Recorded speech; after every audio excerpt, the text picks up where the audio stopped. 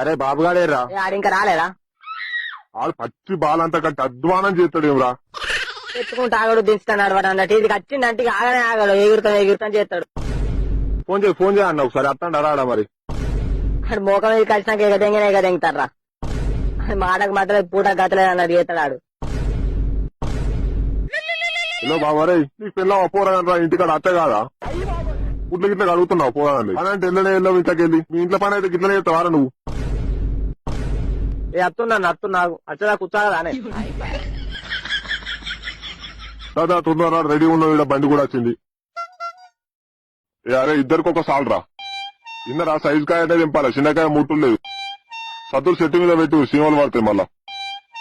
నేను ఆ పని పిచ్చలోడు పడతావురా జోడి. నువ్వు ఢిల్లీ దింగకు, నువ్వు చేశాన పట్టురు చెట్టు.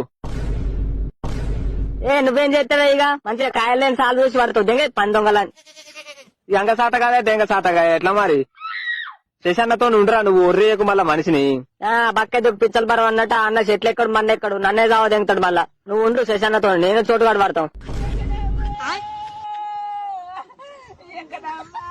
నువ్వు ఈ పందొంగ కథలు దెంగకు, మిట్ట కథ మామ అంపు కథ అల్లుడు అన్నట్టు. సావదెంగ చెవులు మొత్తం చెప్తున్నారే.